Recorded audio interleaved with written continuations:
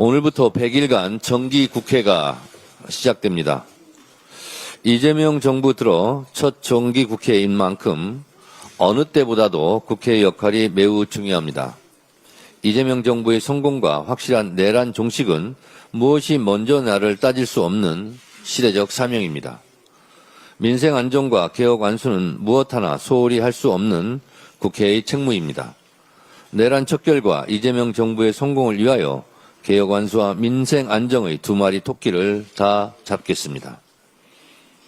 더불어민주당은 이미 만반의 준비가 끝났습니다. 더불어민주당 소속 국회의원 166명 모두가 하루를 100일처럼 살며 국민들이 체감하는 입법 성과를 내기 위해 국민만 보고 달려가겠습니다. 지난 의원 워크숍에서도 원팀, 원보이스로 이재명 정부의 성공과 확실한 내란 종식을 위해 똘똘 뭉쳐 승리하자고 당정대가 함께 결의했습니다. 당정대는 이견 없이 흔들림 없이 원팀, 원보이스로 찰떡같이 뭉쳐 차돌처럼 단단하게 달려가겠습니다. 민생, 성장, 개혁, 안전의 4대 핵심 과제를 중심으로 224개 중점 법안들을 차질 없이 처리해 나가겠습니다. 이를 통해 윤석열 정권 3년 동안 무너져 내린 민생, 경제, 민주주의를 모두 바로 세우고 신속하게 국가 정상화를 이뤄내겠습니다. 구속 기소된 김건희 씨가 입장문을 냈습니다. 한번 읽어보겠습니다. 국민께 심려를 끼친 이 상황이 참으로 송구하고 매일이 괴로울 따름입니다. 하지만 저는 어떠한 경우에도 변명하지 않겠습니다. 가장 어두운 밤에 달빛이 밝게 빛나듯이 저 역시 저희 진실과 마음을 바라보며 이 시간을 견디겠습니다. 특검 검사님들께 감사하고 교도관님들과 변호사님들께도 감사하고 고맙습니다. 앞으로 특검이 끝날 때까지 잘 부탁드립니다. 고 했습니다. 김건희 씨에게 묻습니다. 국민께 진짜 송구합니까? 어떠한 변명도 하지 않았습니까? 특검 검사들께 진짜 감사하고 고맙습니까? 새빨간 거짓말입니까? 아니면 어줍지 않은 신파극 연기입니까? 그런데 왜 진술은 거부했습니까? 어두운 밤 달빛은 남편 윤석열의 호수 위에 비친 달그림자에 대한 부창부수 콤비네이션 플레이입니까? 한마디로 웃기는 부부입니다. 김건희 씨, 손바닥으로 하늘을 가릴 수는 없습니다. 국가망신 꼴불견 부부가 참여하는 길은 감옥에서 조용히 자신을 성찰하고 반성하며 여생을 보내는 길입니다. 제발 조용히 하십시오. 특검이 끝날 때까지 잘 부탁드린다고 했는데 특검은 곧 끝나지 않습니다. 김건희 씨, 당신께서 지은 죄가 너무 많아서 특검을 더 연장해야 할 것 같습니다. 김건희 특검은 김건희 여죄를 끝까지 밝히기 위해 기간 연장을 해야 합니다. 내란 특검은 윤석열 죄를 끝까지 파헤치기 위해 또한 기간 연장을 해야 합니다. 기간 연장을 하겠습니다. 개혁은 골든타임이 중요합니다.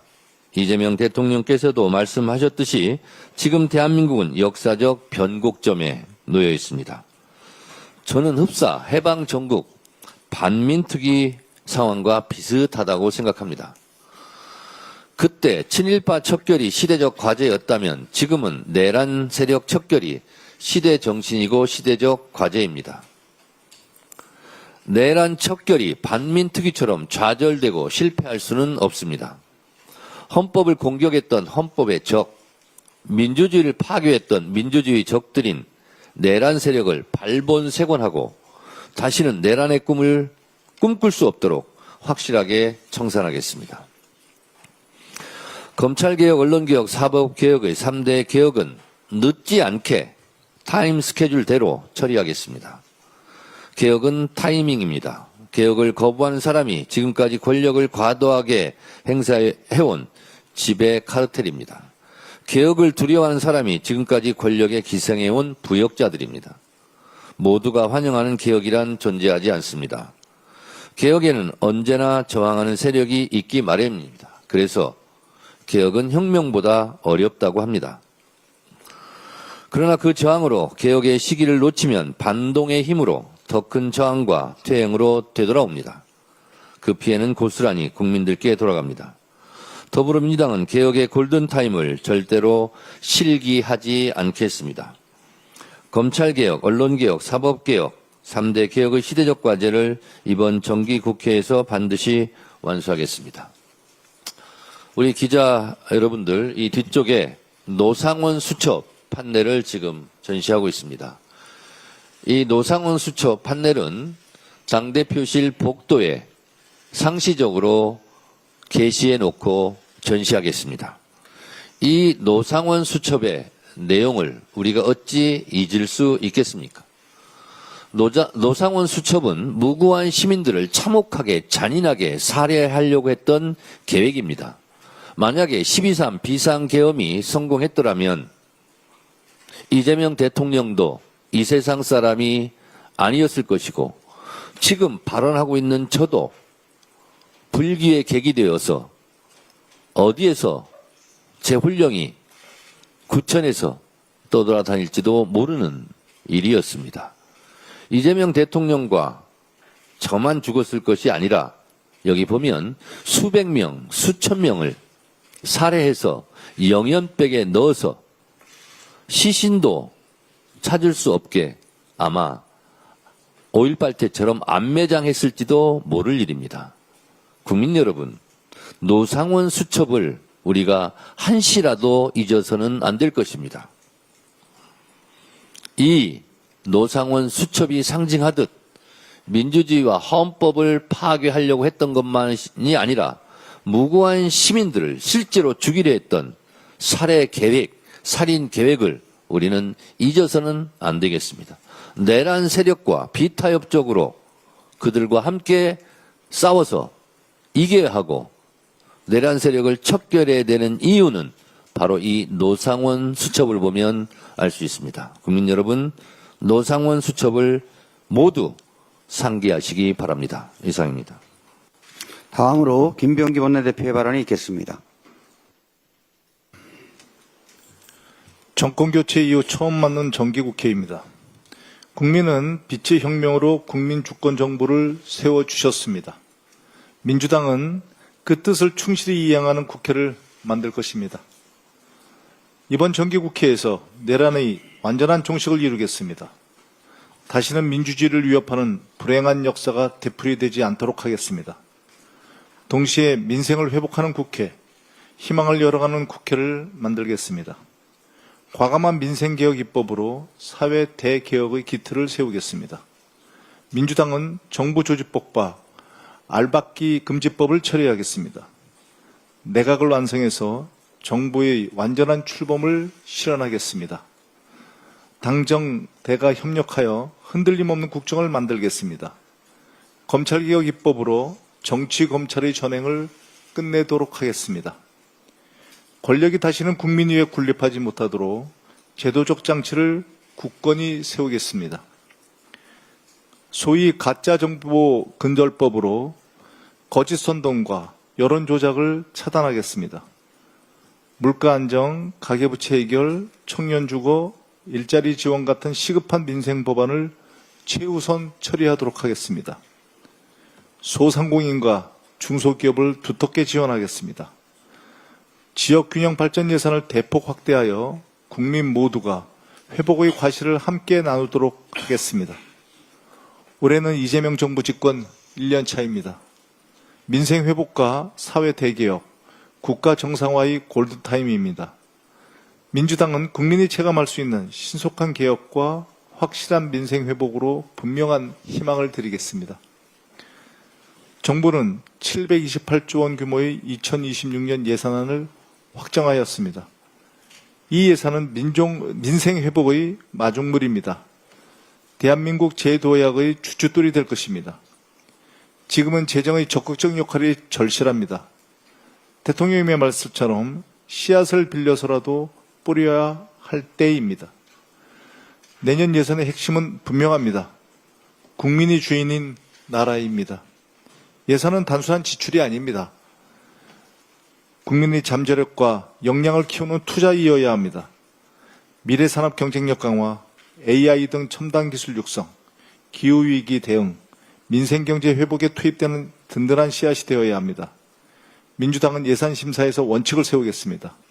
성과 없는 사업은 구조조정하겠습니다. 불효불급한 사업은 과감히 정리하겠습니다. 반대로 민생경제 회복과 국민 삶에 직접 도움이 되는 사업은 최우선 투자하겠습니다. 미래성장 동력 확보를 위한 R&D 예산은 반드시 확대하겠습니다. 미래에 대한 투자는 단 한치도 흔들림 없이 추진하겠습니다. 재정집행의 불공정과 지역계층 간 불균형을 철저히 막겠습니다. 윤석열 정부가 초래한 세수결손도 바로잡겠습니다. 적극재정, 성장, 지속가능한 재정의 선수단을 만들 것입니다. 민주당은 국민의 목소리를 예산에 담겠습니다.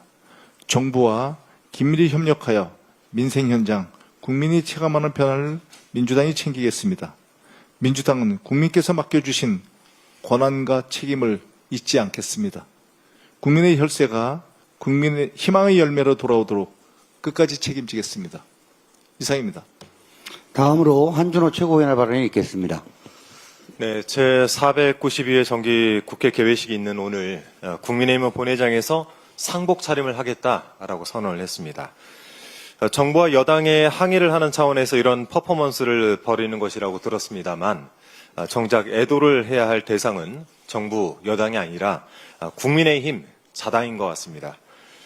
전한길 씨가 벌써 자신에게 내년 공천 청탁이 들어오고 있다라고 하고 있고 전 씨가 이준석 방송통신위원장을 차기 대구시장감이다라고 언급을 하자 김재원 최고위원이 영향력 있는 분의 말씀이라고 추켜 세우는 꼴을 보고 있으니까 국민의힘이 확실히 망조가 들지 않았나 싶습니다.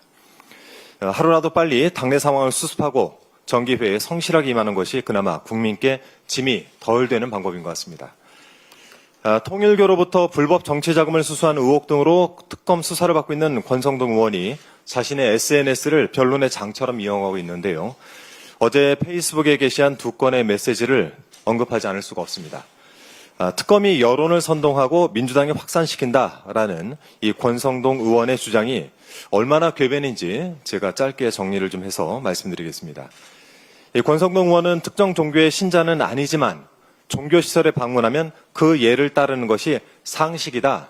이런 취지로 말을 했습니다. 권성동 의원의 상식이다. 이 말.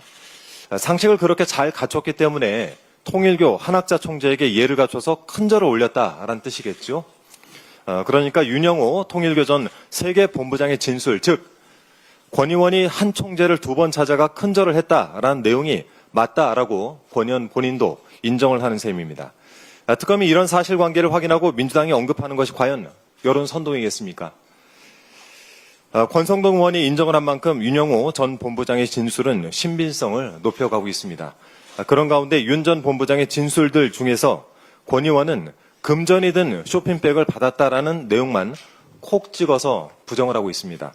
이런 선택적 팩트체크가 과연 국민을 설득할 수 있겠습니까? 정치인으로서 단 한 표라도 얻기 위해서 한학자 총재를 만났다라는 주장을 펴고 있는데 그렇게 떳떳한 일이면 왜 그 만남을 세상에 알지 못하도록 그렇게 꽁꽁 숨겼는지 되묻지 않을 수가 없습니다. 제가 권 의원의 과거사를 한번 기사를 통해서 검색을 해보니까 권성동 의원이 사찰에 가고 또 성당에 가고 교회에 가고 성균관을 찾은 기록이 나오고 심지어 2019년 12월에 정광훈 씨와 웃으면서 찍은 사진까지도 발견이 됐습니다. 한 표가 아쉬워서 통일교를 찾았다면 대대적으로 홍보하고도 남았을 사람이 그렇게 몰래 만났다는 걸 누가 이해를 하겠습니까? 특검 수사로 이 사실이 발각되기 전까지 비밀에 붙여둔 이유가 무엇인지 오늘 회복정치 좋아하시니까 한번 써서 저희들에게 꼭 읽을 수 있도록 해주시기 바랍니다. 아울러서 11회 체포동의안을 표결하는 것은 야당 교섭단체 대표연설을 덮으려는 의혹이라면서 이 정치공작이라고 주장을 했는데요. 체포동의안이 언제 국회로 넘어와서 언제 보고될지 모르는 마당에 지레 앞질러서 정치공작이라고 프레임을 씌우는 것을 보니까 겁을 먹기는 확실히 먹은 것 같습니다. 소위 불체포 특권이라는 것을 내려놓은 사람이 체포 동의안 표결의를 두고 이러쿵 저러쿵 이 말을 얻는 모양새가 썩 좋지 못합니다만 정불만이라면 표결하기 딱 좋은 날을 한번 저희에게 제시해 보시기 바랍니다. 과거 권성동 의원이 김대중 전 대통령님의 말씀을 언급한 적이 있습니다. 방관은 최대의 수치, 비굴은 최대의 죄악이다.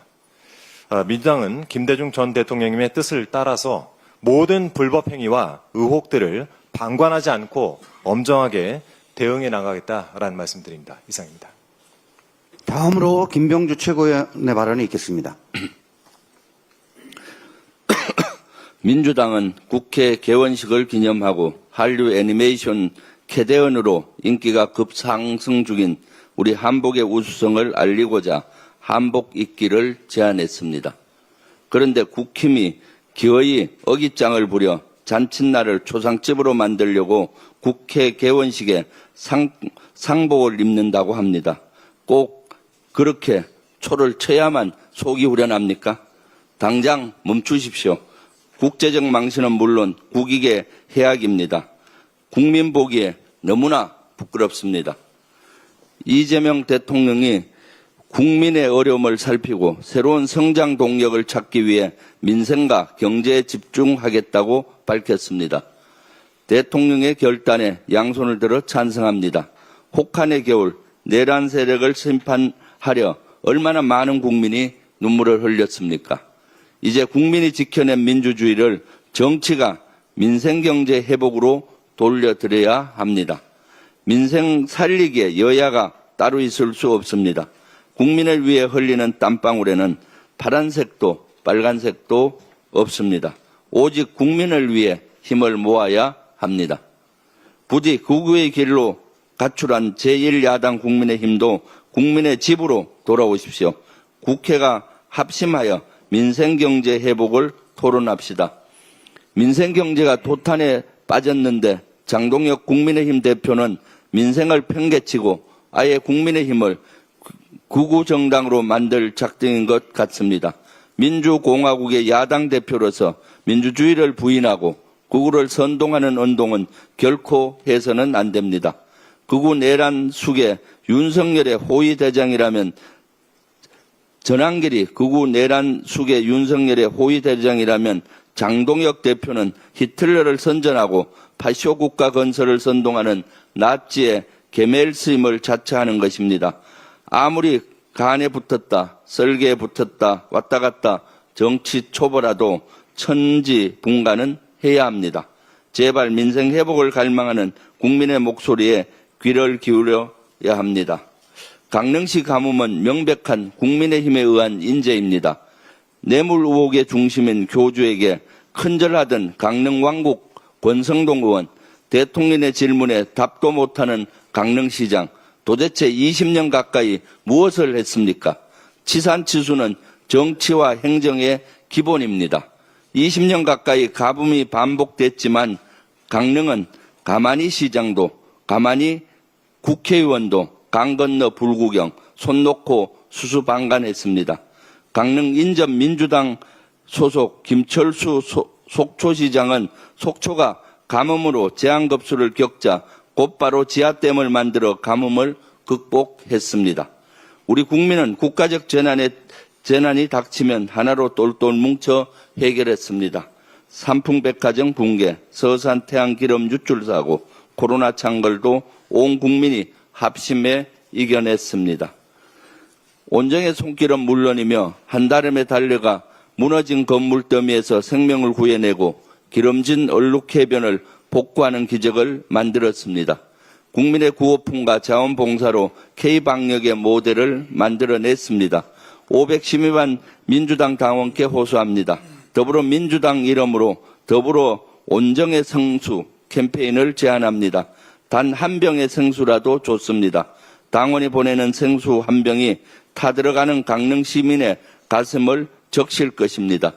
보낼 때는 이왕이면 큰 병으로 보내서 플라스틱 사용량을 주시면 감사하겠습니다. 민주당은 자연 재난 사태에 체계적이고 장기적 재난 방지를 위한 법 개정을 꼼꼼히 살피겠습니다.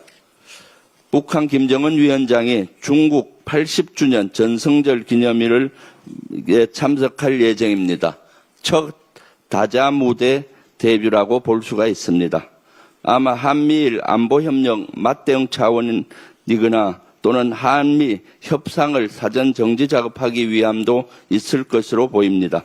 김정은 위원장은 다자 무대에서 세계의 흐름을 읽었으면 좋겠습니다. 그리고 한반도 평화의 길로 나올 것을 강력히 촉구합니다.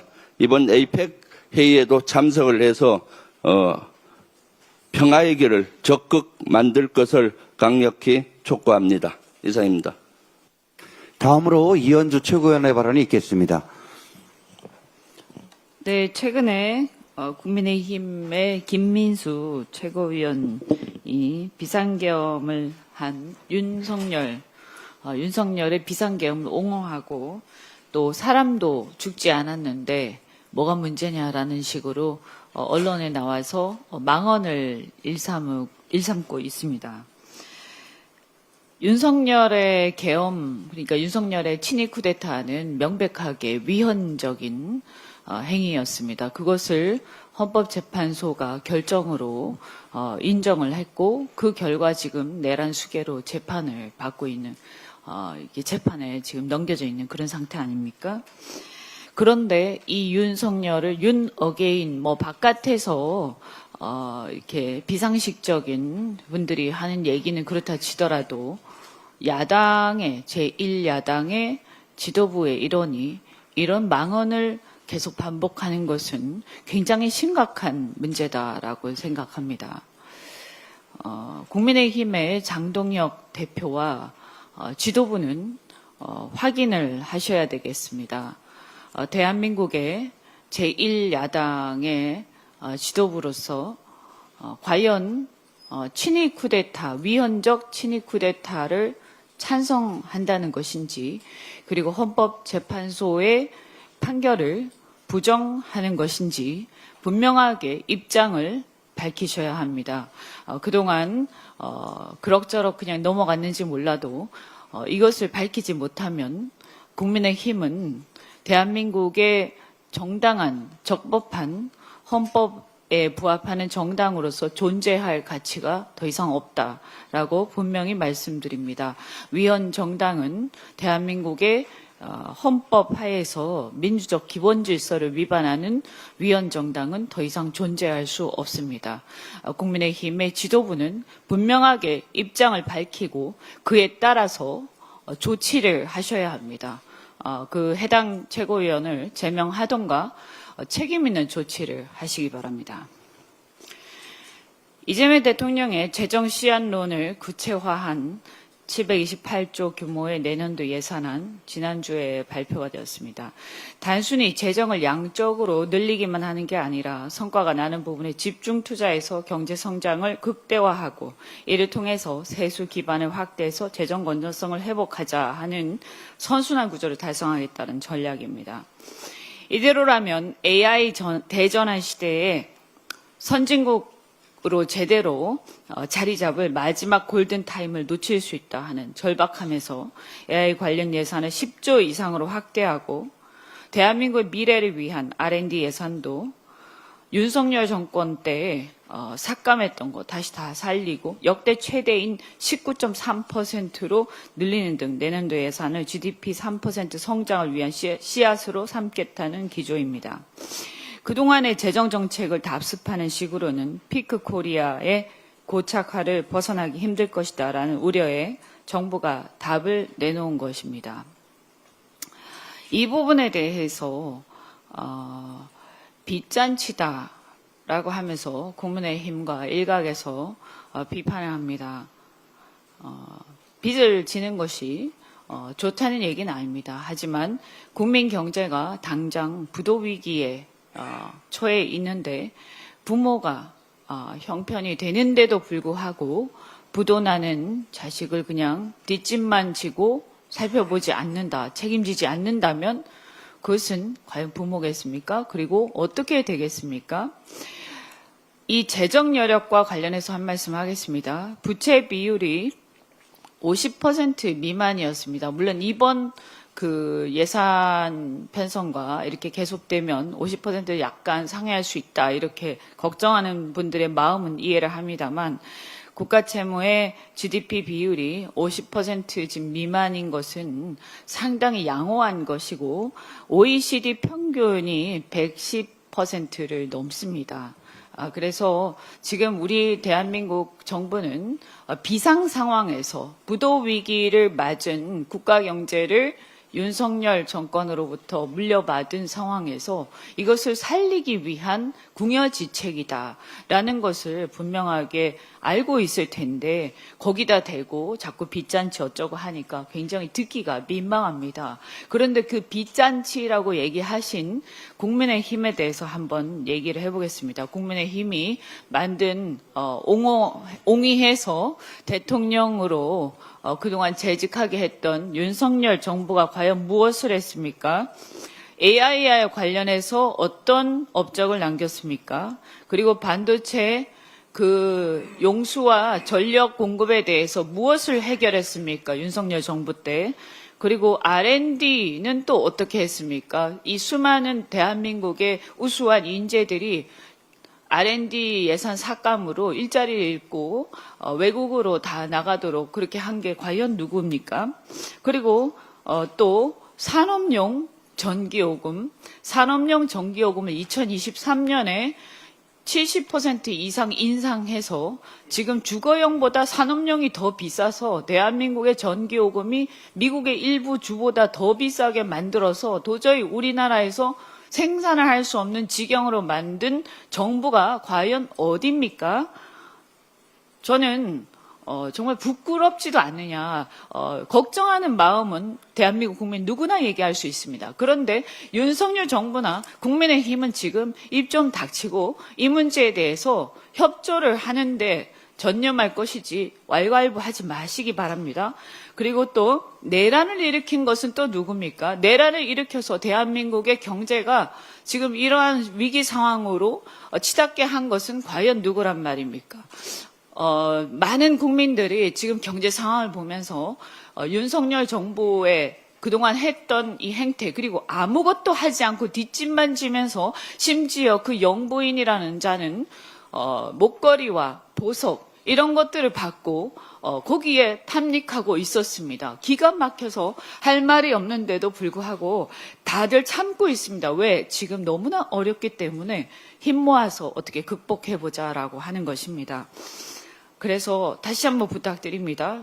국민의힘은 그동안 자신들이 한 행동 그리고 거기에서 방치한 윤석열 정부의 엉망진창인 경제정책을 방치한 것에 대해서 고개 숙이고 사과하시고 이 점에 대해서 어떻게 이것을 지금 어려운 상황을 극복할 수 있을지 함께 힘을 모아주시기 바랍니다. 재정 건전성을 해치자라는 얘기가 아닙니다. 하지만 지금 살아남기 위해서 뭐라도 해야 되는데 그래도 여력이 있는 정부가 돈을 써야 되지 않겠습니까? 국민은 소비할 돈이 없고 기업은 투자를 꺼립니다. 이런 상황에서 정부가 우선 나서서 마중물 역할을 하겠다라는 것이고 R&D와 이런 우리 미래를 위한 것들에 대해서 정부가 먼저 투자를 하겠다라는 것입니다. 지켜보시면서 협조를 해주시기를 간곡하게 부탁을 드립니다. 이상입니다. 다음으로 황명선 최고위원 발언이 있겠습니다. 정부가 발표한 내년도 예산안을 두고 국민의힘은 벌써부터 빚잔치니 증세 폭탄이니 정수공세를 벌이고 있습니다. 거짓말 좀 그만하십시오. 그 전에 여러분이 망쳐놓은 국가재정부터 반성하고 사과하십시오. 윤석열 정부 3년은 나라 곳간을 불태운 시기였습니다. 2023년도 56조 원, 24년도 30조 원 세수 결선에 이어 올해도 10조 원의 추가 결손이 예상이 됩니다. 조세 부담률은 2022년도 22.1%에서 17.6%로 곤두박질 치며 재정의 기초가 무너졌습니다. 내일 국회에 제출될 728조 원 규모의 이재명 정부 첫 예산안은 이러한 악조건 속에서도 경제성장과 민생 회복을 위한 적극적 재정을 위한 선택입니다. 이재명 대통령의 말씀처럼 씨앗이 부족하다고 해서 밭을 묶여둘 수는 없습니다. 지금 필요한 것은 성장을 견인하고 민생을 살릴 마중물입니다. 윤석열 정부는 근거 없는 낙관론으로 경제 성장에 실패하고 무분별한 감세로 세입 기반을 무너뜨렸습니다. 국가 재정을 개인의 쌈짓돈처럼 다루며 부자 대기업의 특혜를 퍼주고 서민 중산층에만 부담만 지운 정권이 이제 와서 국민 혈세 운운할 자격 없습니다.